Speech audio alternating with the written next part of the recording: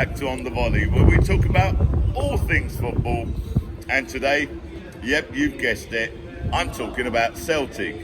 Now, we're going to talk about the Motherwell versus Celtic game. What a game. Okay, what a game. I mean, you saw in the last podcast that I did, okay, I was confident. I had no worries whatsoever because the way we're playing, we're just blowing teams away. We are just blowing teams away. And we did exactly what I expected. Okay, we blew them away. We won 4-0. But to be totally honest, it could have been a lot more. It could have been 7, it could have been 8. But I'm happy with 4. And I'm sure you're all happy with 4. Look, first goal. Great goal.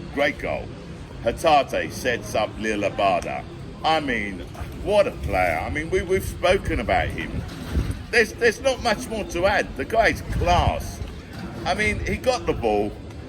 If you saw it, he looked up before he made that pass. He looks up, passes it across the goal. Abada, that man again, okay, comes in, bam, 1-0. Now, to be totally honest, okay, the first 10 minutes, you were trying to get into our flow. And you've got to give Motherwell credit, okay? They didn't play with a low block. They tried to play, but they just couldn't handle. They could not handle, okay, what was thrown at them.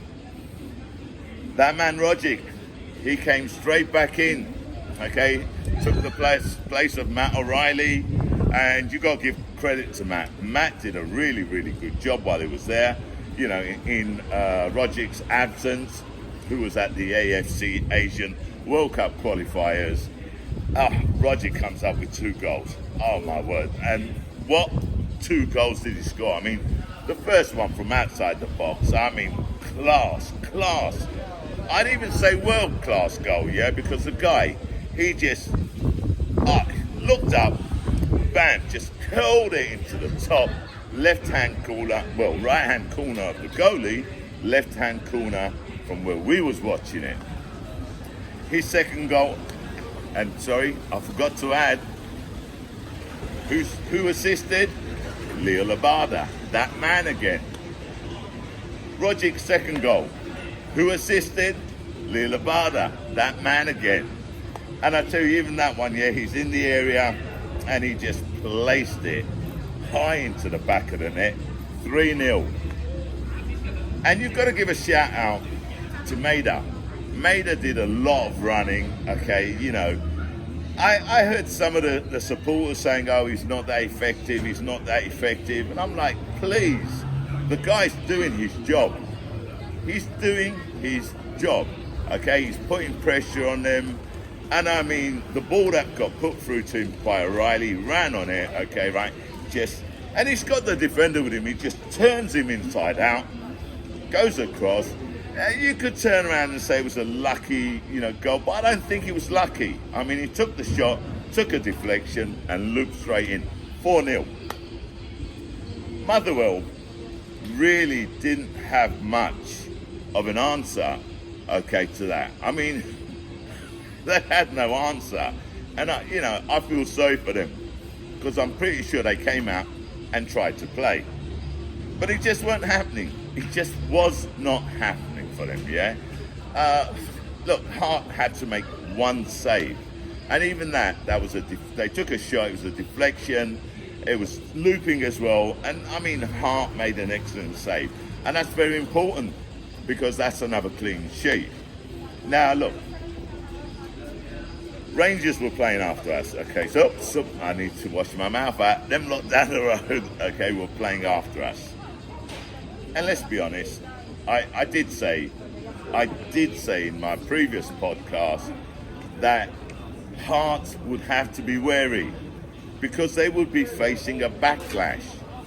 Because after their game against us, where we absolutely destroyed them, they had to be a backlash, yeah? And a backlash there was. They beat Hearts 5-0, okay? And that shouldn't surprise anyone, okay? It should not. I mean, GVB made I think it was 4 changes. Ryan Jack started. I think that's his first start since January or February 2021. That says something. Morelos, okay, I can't pronounce his name, okay, right, but he's a good player. He was back, and to be totally to be totally honest, I feel sorry for them lot, because he was taken to the World Cup qualifiers and he didn't even get on the bench. He did not even get on the bench. So I wouldn't be a happy man. Why call him up if you're not going to use him? Hey, who knows? I don't have the answer to that. You know, to be totally honest, I don't really care. Okay, it's not my business. But it does make you think, doesn't it? I mean, what are these people thinking of? You know, they know that, you know, the clubs have their competitions. I'm happy with it, to be totally honest. I feel sorry for the guy. I feel sorry for them lot. I don't think it was fair on them, but hey, it is what it is. What can I say? Look, I've said from the beginning that it's going to go down to the wire. And I honestly believe that. You know, but the way we're playing, the way we are playing at the moment, we seem to have clicked, we've gelled. Even with the substitutions that were made, the players that came on, okay, they just fitted in seamlessly. It was as if a change wasn't made. That's how well they've gelled, and that's how well they're playing. I'll tell you who I feel sorry for, yeah? Gigi, because that boy is playing his heart out. One of our contributors, you know, in the comments, I think it was Kent Grady, okay, completely agree with his comment. He said that Gigi, I call him Giacomakis, okay, but Gigi, he couldn't buy a goal at the moment. And it's true. And it's not for lack of trying. I mean, that guy, he puts himself out there. He's big and strong, okay? He also creates space for the other players, okay? Because they're concentrating, the defenders are concentrating on him. He should have had a few goals, okay? Against them lot down the road, and even, okay, in this match against the Well. But the keepers have been making some outstanding saves. And he's going to start scoring soon. I mean, his all-round play has been excellent, okay? And to be totally honest, I think every Celtic fan is pleased with his performance, as they should be. Look, it's a great performance. It's what we expected. It's going to go down to the wire. I've said this, I'm pretty sure. Are they going to lose points? Are they going to drop points? Absolutely. Are we going to drop points? I said we might do, probably. But to be totally honest, the way we're playing, I don't think so. Now, if you remember in my last podcast, I did turn around and say, look, you know, I normally say let's not get carried away. But you can't help but get carried away. What I will say though, okay, is I would stop. You know, I'd be wary about talking about the quadruple. I honestly don't believe, okay, that today we can compare our form in the Scottish Premier League to what's going to happen in Europe. Our next Europa Conference League game is going to be against Bodo Glimt. I hope I pronounced that right. Little Norwegian side, okay, but a great team. Now, they beat Roma 6-1 at home. And then they went away from home and they drew 2-2 against them. That is not to be underestimated. That is a great team. I'd say they're the Celtic of Norway, okay? So that'll be an interesting game. But hey, let's talk about the game that's coming up on Wednesday. We're up against Aberdeen. We're away to Aberdeen. What can I say? Am I confident? Definitely. The way we're playing, how can you not be confident? It's a good thing that we have depth now. We finally have depth with players to still come in. Okay, we're still waiting on Kyogo. We're still waiting on Turnbull. Julian, who's been on the bench on occasions. I don't know what's happened to him because he wasn't on the bench. So has he had a setback? Hasn't he had a setback? I don't know. But we are looking frightening as a team. We are. And I tell you what, I don't think we've got just them lot down the road running scared. I think we've got every team in the Scottish Premier League running scared, as we should. Against Aberdeen, I expect the same type of performance. I expect the same type of score. You know, I'll go as far as to say that we'll probably score another 3 goals. I don't know how Aberdeen are going to set themselves up. I really don't think it matters anymore. Low block, trying to play with us toe-to-toe, head-to-head. I really don't believe it matters with the team that we have and the way they are playing.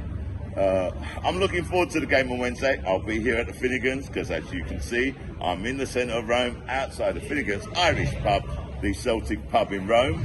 I keep forgetting to say that at the beginning, but hey, I'm sure one of these days I'll remember. And after that, after the Aberdeen game, we got the Scottish FA Cup, home tie against Raith Rovers. Then after that, we are playing at home to Bodo Glimt. And to be totally honest, I think that game there will show exactly how far we've come, how much we've improved. But let's not forget something. When we lost to Bayer Leverkusen 4-0, I had already said in one of my podcasts that the game, the score did not reflect the game. And I think I did point out that the German pundits, the German media, okay, even though they won 4-0, they did say that the score did not reflect the game and it was about fine margins. Because that game, the only thing that saved Leverkusen was a goalkeeper. He made some world-class saves, outstanding, otherwise it would have been completely different scoreline. And just so you understand how important that was, Leverkusen beat Borussia Dortmund away from home this weekend, I think 5-2. So that says it all. Can we beat Bodo Glimt? I think we can. Will it be easy? I don't think so. But hey, we'll do a podcast on that further down the line. Anyway, that's it for me. Great result by us, okay? It was a great result for them lot down the road as well, but to be expected, the backlash, okay? Someone I think it was Kent Grady again, he was a little bit worried about, the hangover after a win like we had against them lot down the road.